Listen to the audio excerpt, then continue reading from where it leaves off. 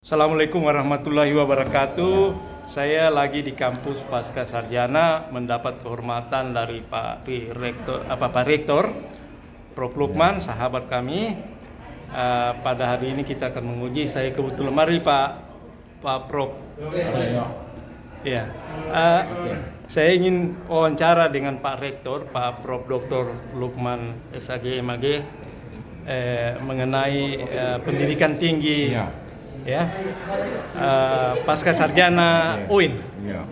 Oke, Bisa diceritakan sedikit? Alhamdulillah. Jadi terkait Pasca Sarjana ini, untuk sampai saat ini dia sudah memproduksi sekitar 47 doktor. Jadi satu pergerakan yang dilakukan oleh Prof. Nurdin ini sebagai Direktur Pasca Sarjana. Dan alhamdulillah hari ini kita berterima kasih kepada Bapak juga karena menjadi bagian lah dalam proses memproduksi nih guru besar yang ada di sini. Dari apa yang sudah dilakukan oleh Direktur Pasca Sarjana ini, kita menargetkan lagi. Jadi di UIN Dato Karama Palu ini kan sekarang ini ada 90 dokter, Pak. Lalu di masa saya insya Allah saya ingin cetak 50 dokter nanti. Alhamdulillah 16 sudah selesai. Sejak kapan dibukanya program Pasca Sarjana S3? Sekitar 6 tahun yang lalu, Pak. 6 tahun, hampir 7 tahun sekarang ini. Iya. Hampir 7 tahun dengan menghasilkan kurang lebih tadi 47. Kalau kajiannya konsentrasinya? Konsentrasinya ada pendidikan agama Islam, lalu kemudian ada hukum keluarga Islam untuk S3-nya. Iya. Lalu kemudian untuk S2-nya itu ada juga pendidikan Islam, ada manajemen pendidikan Islam, lalu kemudian ada ahwalus sahsiyah juga atau hukum keluarga Islam, dan ada berapa? Ada 5 itu program studinya. Kalau program kerjasama dengan baik itu luar negeri maupun dalam negeri? Sangat banyak, Pak. Jadi ini kita besok September tanggal 1 mahasiswa kita baik di S2 maupun S1 akan melakukan PPL dan PPL di Thailand ya? Di Thailand. Karena ada mahasiswa Kita mahasiswa ada banyak, luar negeri ya? Lebih 15. Iya, saya lihat orang. dulu. Kurang lebih 15 orang. Mereka mengambil program apa itu? Macam-macam lah.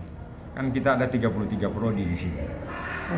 Dan yang dari Thailand, dari Thailand Selatan ya? Thailand Selatan. Dan kita beri beasiswa, Pak. Oh, Kita beri beasiswa. apa dari Kementerian Agama atau? Bukan, dari UIN Dato Karama Palu. Sebanyak berapa beasiswa? Ini sekarang ini yang ada 4 orang. Sudah berapa tamatan yang masih Untuk tamat dari Thailand itu mungkin sudah ada sekitar 6 orang lah. Cukup banyak ya? Iya, cukup banyak. Ya. Apa kendala yang dialami?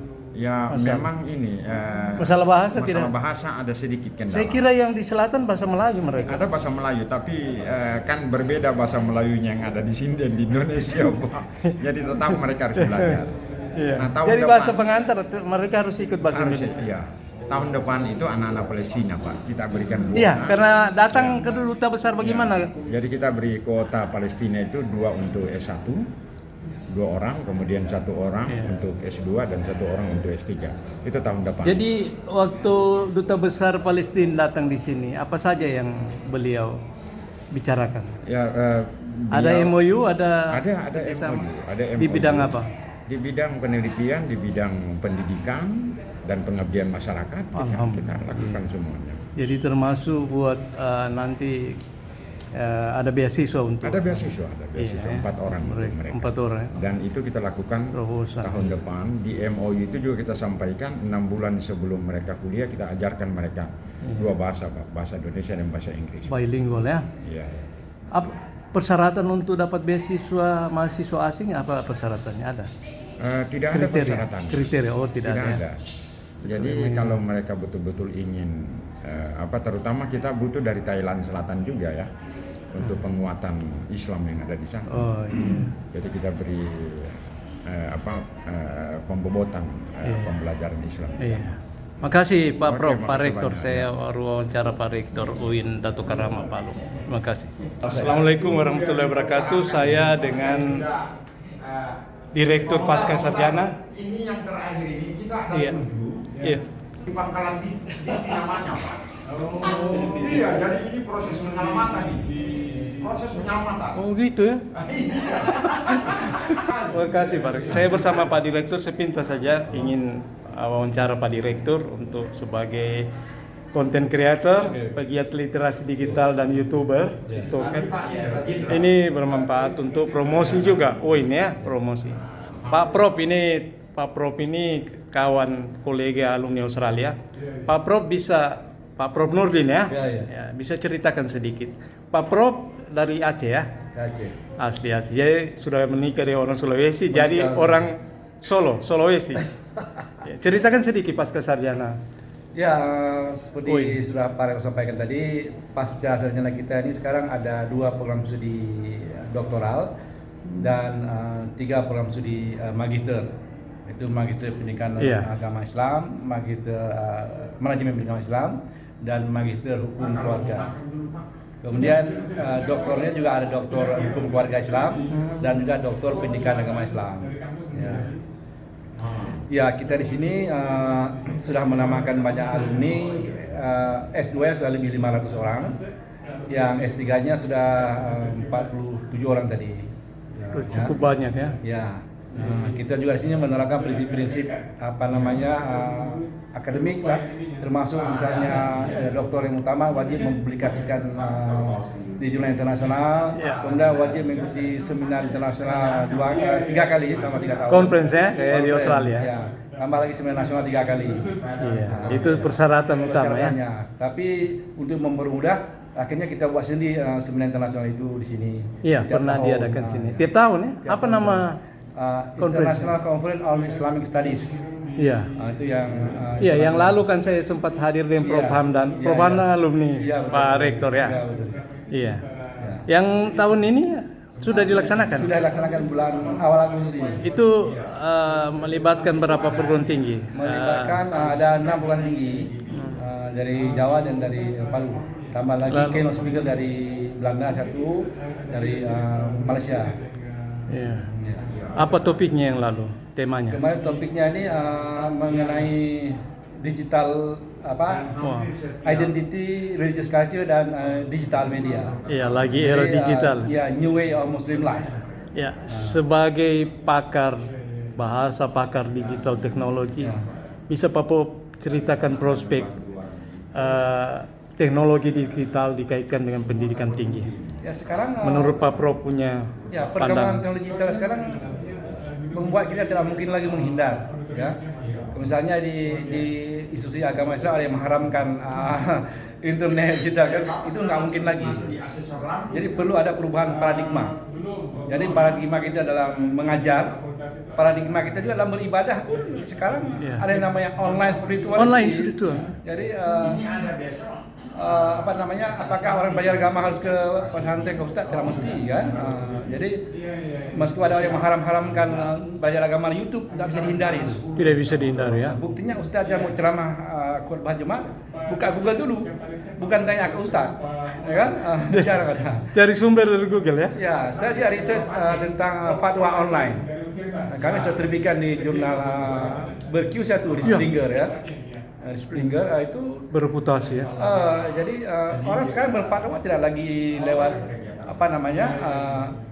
konvensional kayak di pesantren. Sudah di virtual ya. Tapi fatwanya virtual. Misalnya kita mau tahu kalau saya melakukan perjalanan 60 km, apakah saya boleh mengkasarkan sholat?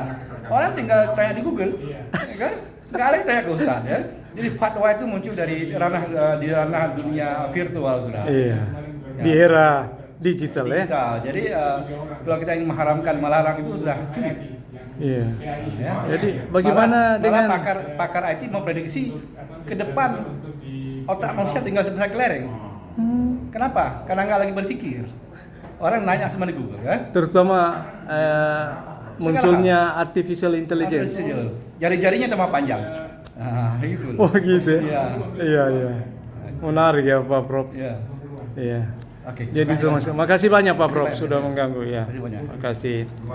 Demikian tadi saya mewawancara petinggi-petinggi Universitas Islam Dato Karama terkait perspektif perguruan tinggi atau pasca sarjana Universitas Islam Dato Karama di Palu, termasuk penggunaan teknologi digital ya, bersama Pak Direktur. Kebetulan Pak Direktur pasca sarjana beliau juga punya background dari ICT ya, Information Communication Technology. Terima kasih.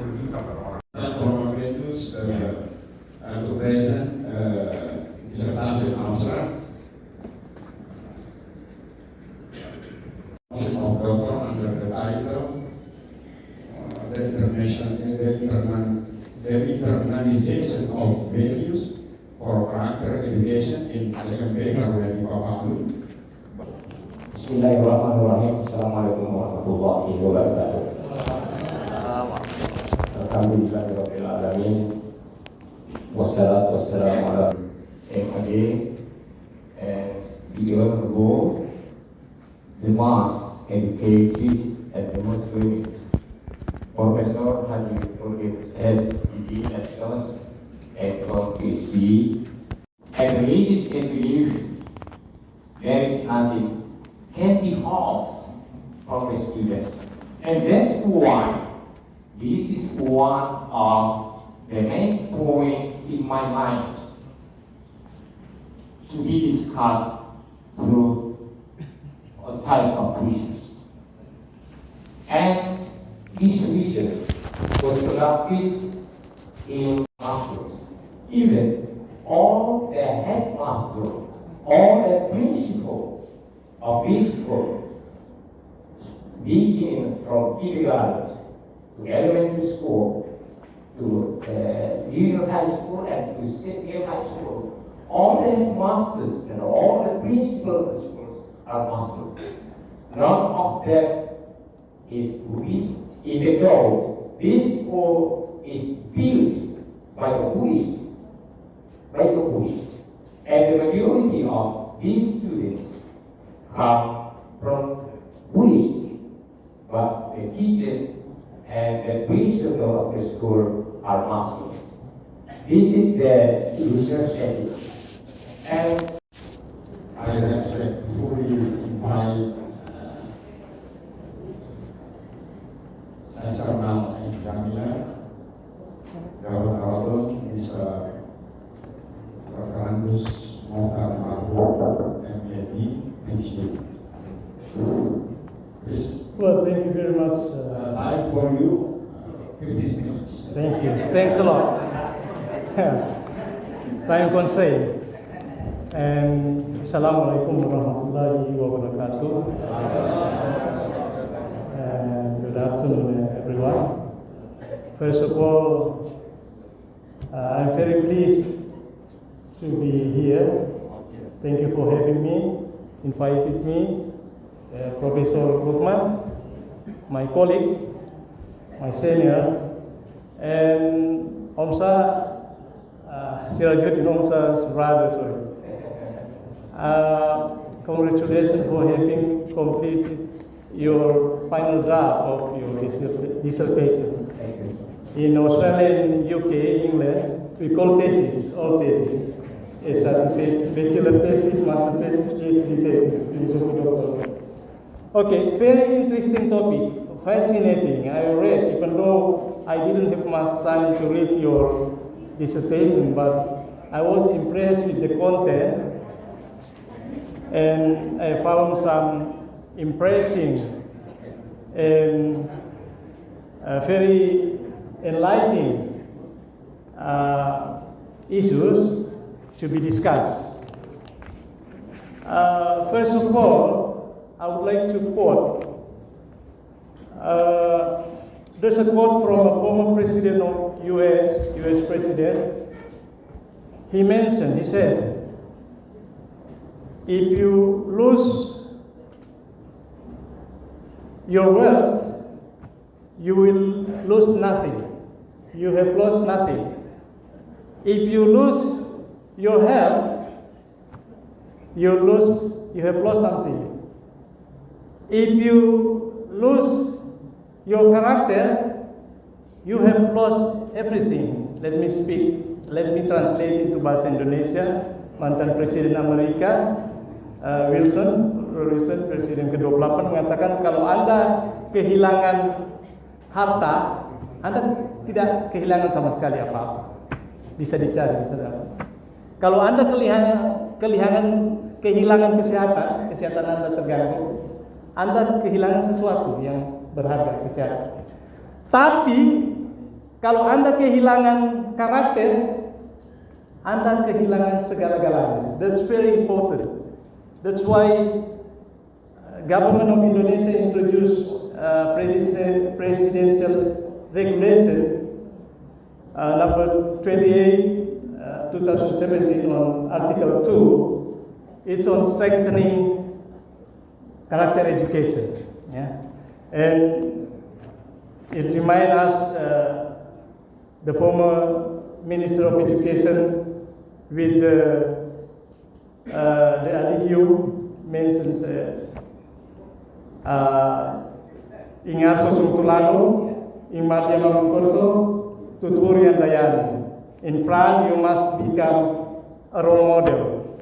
In the middle, you must encourage your people. And in the back, you support your people. Oke, itu saja. Kemudian sebenarnya dalam Al-Quran, ya, surah Ibrahim, ya, surah ke-14, ya, pada ayat ke-24 dan 26 sudah ada ketika orang non-Muslim belum berbicara tentang karakter, Islam sudah berbicara dalam Al-Quran surah ke-14 itu. Analogy of Al-Quran mention that if you want to talk about character, you talk an analogy of tree. Tree has fruits, have stems. If the trees, the fruits and the stems and the roots are better, and then everything is better. It means just like the character. On the other hand, if the trees, the roots, the leaves, and the fruits, and the roots are bad, and then the fruits are bad. Jadi dalam Al-Quran sudah digambarkan kalau pohon itu akarnya baik, batangnya baik, benihnya baik, buahnya pasti baik. Begitu juga kalau yang jelek, sama dengan karakter. Okay, my first question in relation to Pancasila, yeah, and tolerance. As far as I'm concerned, I play Twitter as well. Actively play Twitter. Di luar negeri dan dalam negeri, dua Twitter saya X. We Muslim, you know, to non-Muslim people, they say we are bigotry. Do you know bigotry? Tidak toleran, intoleran. Bigotry. Bigot. What do you think of character education in relation to Pancasila, and then how to overcome the bigot act? Ya? Sikap intoleran siswa, bagaimana menanamkan supaya sikap toleran bisa, ya, how to cope with the intolerance or bigotry among the students. Because one of the character you investigate in your qualitative approach research studies is tolerance.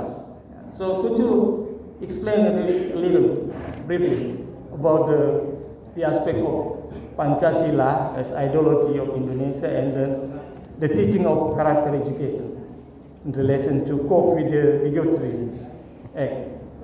Okay, right. Yeah, I think this question is extremely interesting. Especially when we try to relate influence attitude with our ideology, Pancasila. Pancasila is cannot be forgettable. It's not forgettable.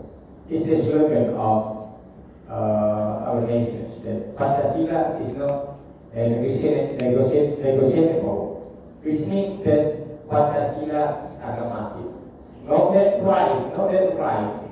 Pancasila cannot be negotiated, cannot be Indonesia, it means that Pancasila is the final identity of our beloved country in Asia. And in the order government, we live pendidikan moral Pancasila, right? Pendidikan moral Pancasila or moral Pancasila moral education, and even all these students who go to university, they have to be trained. They have to be trained to fully understand Pancasila in moral perspective. Moral perspective.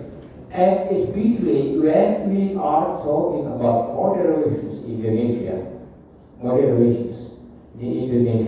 Pancasila is very moderate. Because in Pancasila can unite all different people in Indonesia, from different religious affiliations, Muslims, Christians, Buddhists, Hinduists.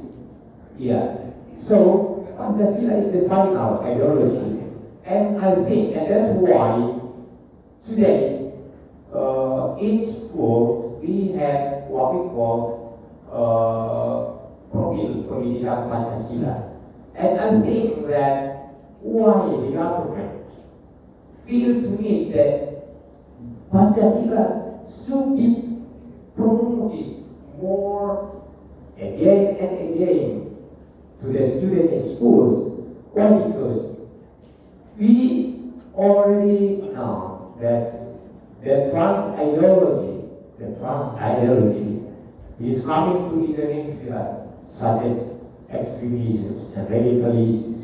It becomes a serious threat for our young generations, and that's why the position of Pancasila as the ideology, the state ideology, is very urgent.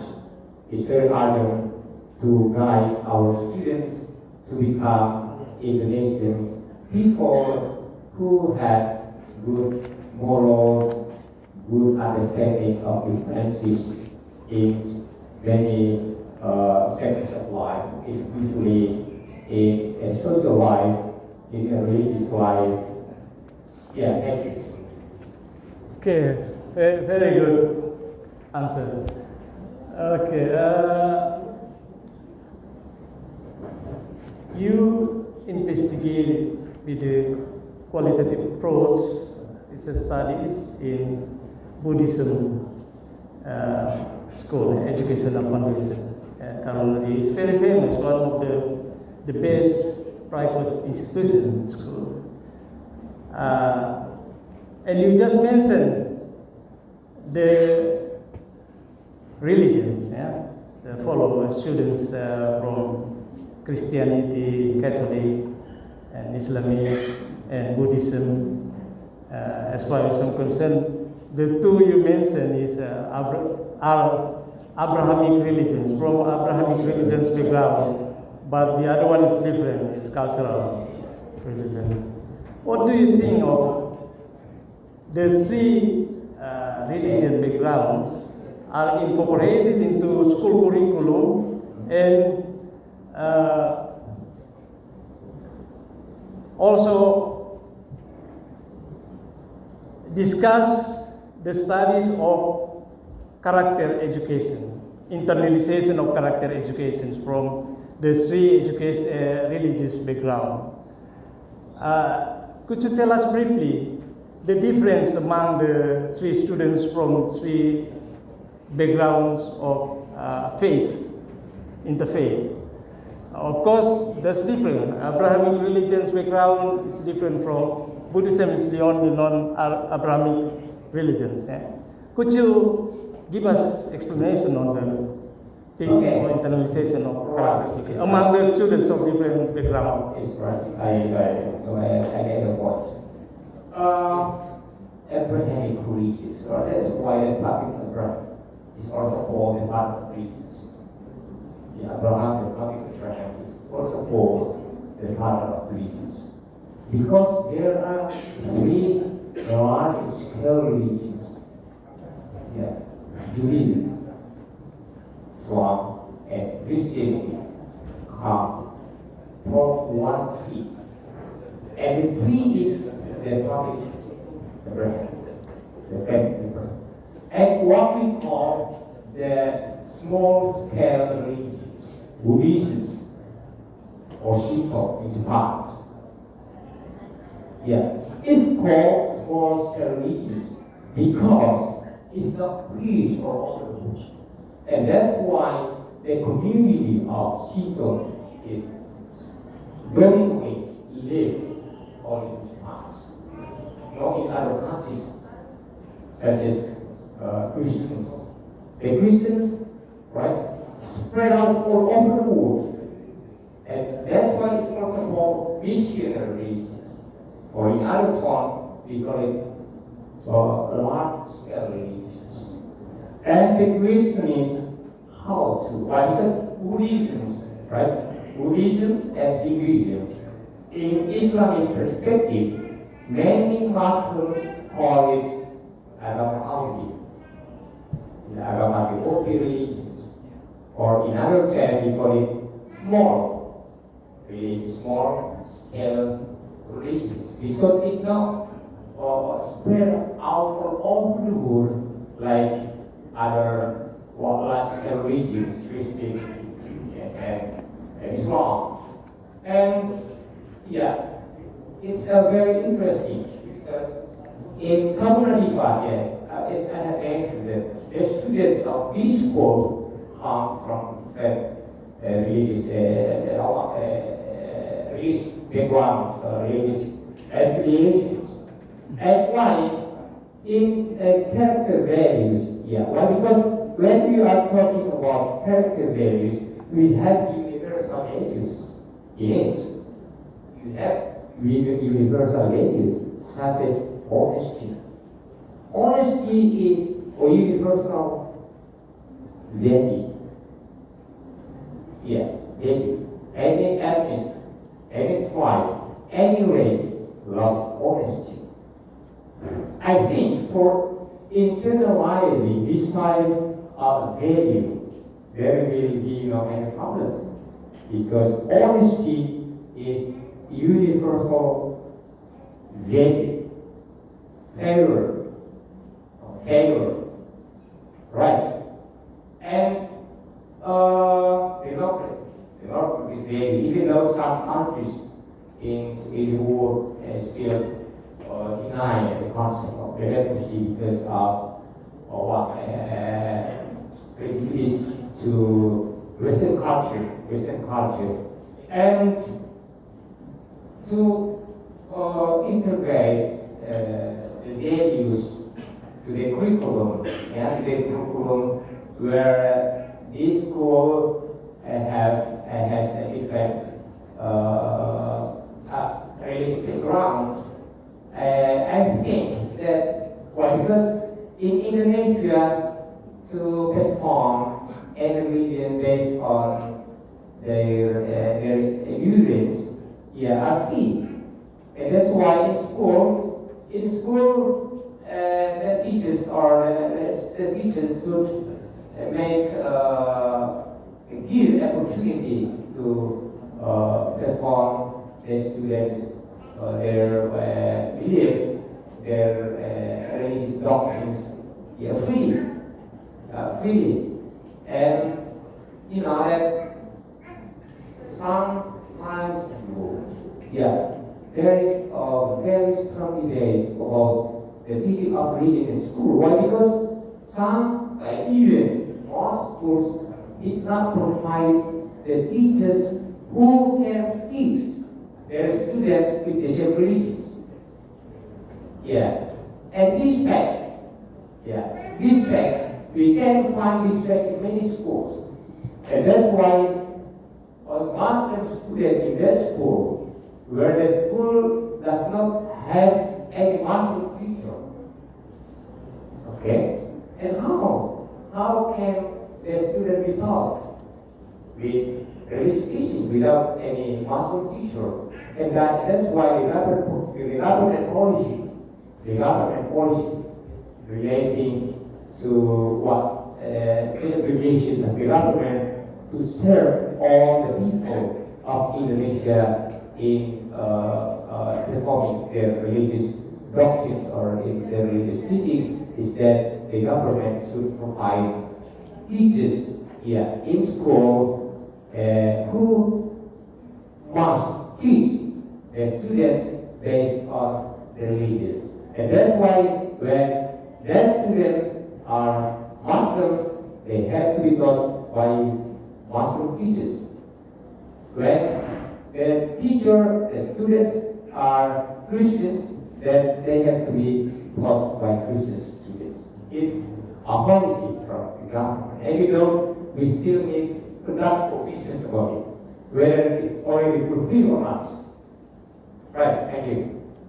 Okay, your time is finished. Thanks. Thanks a lot.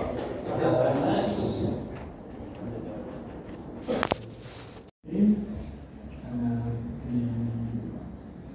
Tersebut informasi oleh penonton, sebagai ekspos depot, di penonton, Dr. Muhammad Islam Islam, di Sektor Kinawan, Dr. Muhammad MPD, and the kami Muhammad Islam, congratulations. The students get this value in their school. Did they get it from teaching or from somewhere else? Okay. Okay, right. Teaching point to everyone very knowledge. Yeah. That means time is very important. That means you have to be very disciplined. However, we are not disciplined yet.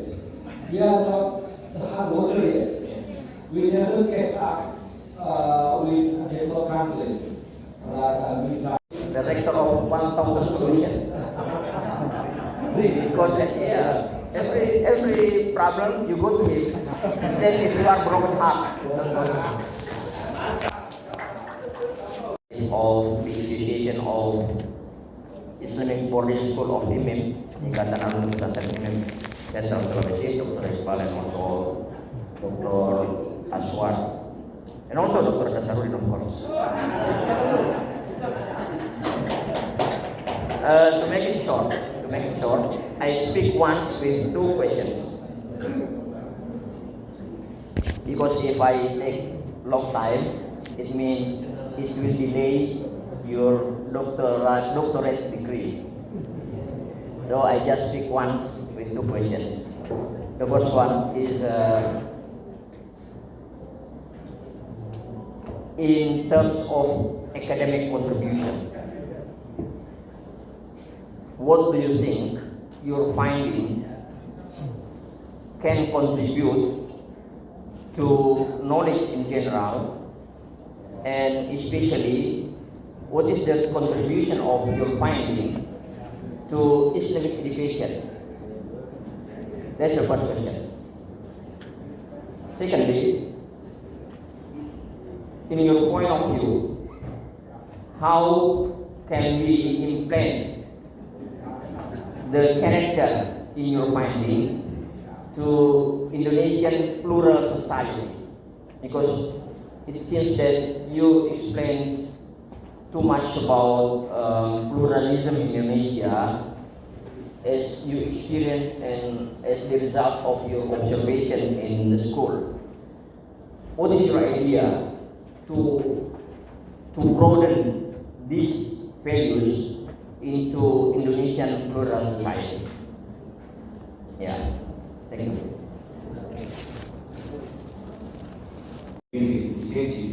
And even though I find some differences, some similarities, but whatever my finding, I'm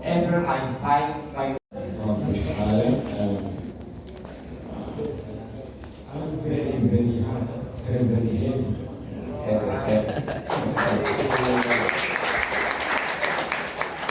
You solve all question from the examiner is very respect. maybe to simple question for you. Why is Karuna Dipa important for you research? Why not SMPN Al-Azhar? Okay, thank you. Yeah, Karuna Dipa is my research dedication. Education is why not other schools such as SMPN Al-Azhar or other schools. These are also favorite schools. Research getting it means in that school no teachers know me and I know that what I know now and I'm going to try to train myself for Islamic boarding school in the Bali. Excuse me? The benefit. What is the benefit? Yeah, the benefit of Islamic boarding school. Yeah, right. Agama Islam. Setelah memperhatikan, ini penting. Pendidikan yang ditempuh saudara Muhammad Ihsan selama studi pada program dokter pendidikan agama Islam pasca sarjana UIN dan Dr. Palu adalah 6 tahun 11 bulan. Saudara Muhammad Ihsan selama studi pada program dokter pendidikan agama Islam pasca sarjana UIN dan Dr. Palu dengan nilai rata-rata 3,78. Luar, Masya Allah.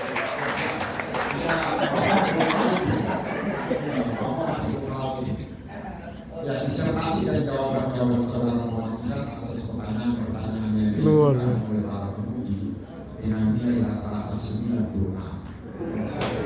Maka nanti penguji menetapkan bahwa saudara dinyatakan lulus dengan predikat sangat memuaskan. Alhamdulillahirrahmanirrahim. Selamat Pak Dr. Ihsan. Atau IPK Anda 3,78. Apa masih mau kuliah sebenarnya gimana? I remember when Pak Rektor invited several of you and me too. And the mission is very hard because at that time some of you will know and you have to finish your work in 2 months. I was thinking I'm going to be here. This is not easy job. Jadi ketika diundang itu di orang mereka dan saya belajar satu hal dari semua ini yang paling penting. Ternyata memimpin itu bukan persoalan kerjaan itu, tapi inspiring and motivate. Ya, buktinya Pak Rektor sudah berhasil Bapak, Pak Rektor sudah barangkali Bapak, tapi yang selama ini kita tidak mendapatkan itu. Ya, lalu yang asumsi ini.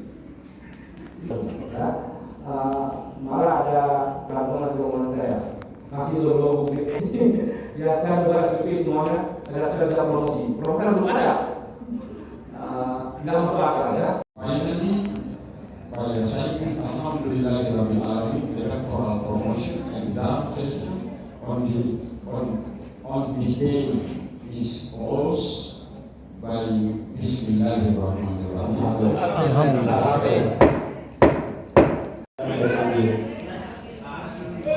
Luar biasa. Masya Allah. Selamat Pak Dr. Ihsan.